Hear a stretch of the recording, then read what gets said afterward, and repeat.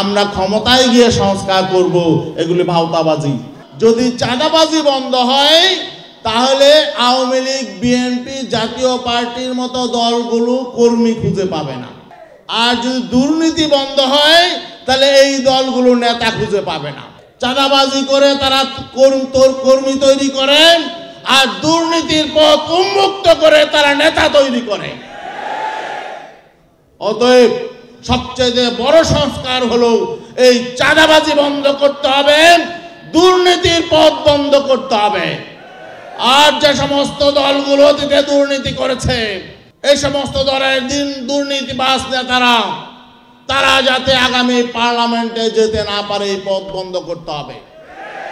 আমরা অতীতের রাজনীতিতে ফিরে যেতে চাই না। এখানে একটি বিষয়, আগামীতে তাহলে কারা ক্ষমতায় যাবে, এটা অনেকে প্রশ্ন করে। কারা ক্ষমতায় যাবে? যারা এই অভ্যুত্থানে নেতৃত্ব দিয়েছেন, যারা এই অভ্যুত্থানে যেসব রাজনৈতিক দল প্রকাশ্যে রাজপথে অবতীর্ণ হয়েছেন, তাদের প্রতি জনগণের আস্থা আছে। ইসলামী আন্দোলন বাংলাদেশ এই অভ্যুত্থানের শুরু থেকে শেষ পর্যন্ত জুলাই বিপ্লবের রাজপথে থেকেছে, ছাত্রদের পাশে থেকেছে। অন্য কোন রাজনৈতিক দল তারা প্রকাশ্যে রাজপথে থাকে নাই, বরং তাদের কোন নেতা বলেছে এই আন্দোলনের সাথে আমরা নাই।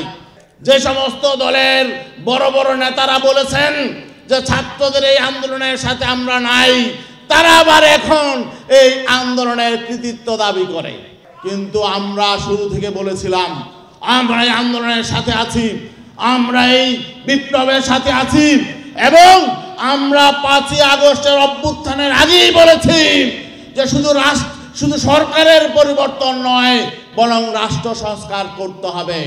শুধুমাত্র কোটা সংস্কার নয়, বরং আমরা জুলাই বলেছিলাম শুধুমাত্র কোটা সংস্কার হলে হবে না, রাষ্ট্র ধ্বংস হয়ে গেছে, রাষ্ট্রের প্রত্যেকটি প্রতিষ্ঠানকে ধ্বংস করা হয়েছে, সাংবিধানিক প্রত্যেকটি প্রতিষ্ঠানকে ধ্বংস করা হয়েছে।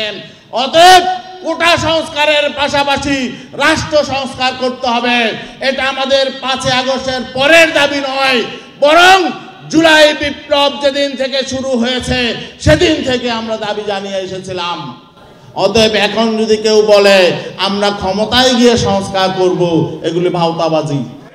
এরা অতীতে জনগণের সাথে প্রতারণা করেছে, সামনেও প্রতারণা করবে। এজন্য কোন রকম সংস্কারে তারা বিশ্বাস করে না।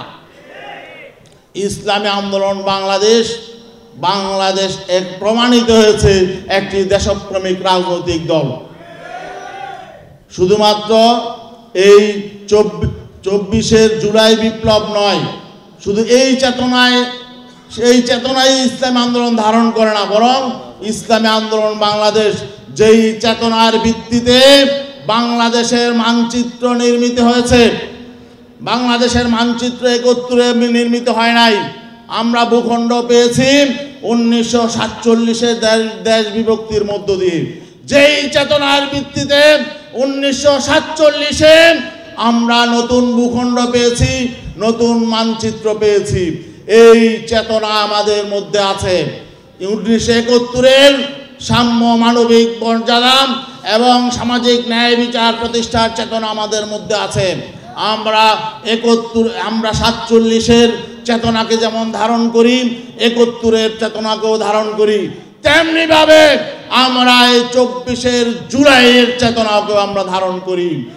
যদি ভবিষ্যতে সংবিধান সংস্কার করতে হয়, এই 3টি চেতনার সমন্বয়ে সংবিধান হবে, এটাকে মনে রাখতে হবে। আর নির্বাচন ব্যবস্থা, অতীতে যেভাবে নির্বাচন চলেছে, এই ব্যবস্থায় নির্বাচন হলে কোনো সংস্কারই কার্যকর হবে না।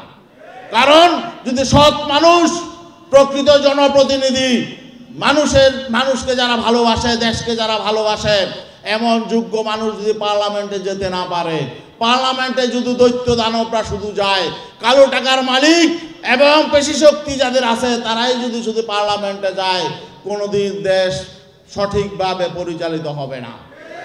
অতএব আগের পদ্ধতির নির্বাচন দিয়ে নতুন দেশ গঠিত হবে না। নির্বাচন ব্যবস্থার সংস্কারের সবচেয়ে বড় যে কাজ, সেটা হলো এই নির্বাচন পদ্ধতি পরিবর্তন করতে হবে।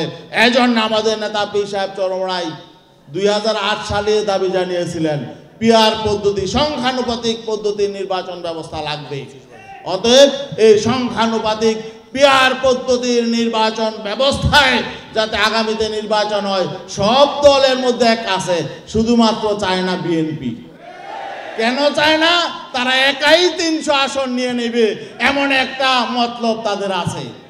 বাংলাদেশকে আর একটি দলের হাতে ছেড়ে দেওয়া যাবে না। অতীতে আমাদের অভিজ্ঞতা আছে, এভাবেই স্বৈরাচার কায়েম হয়েছে, এভাবেই ফ্যাসিবাদ কায়েম হয়েছে।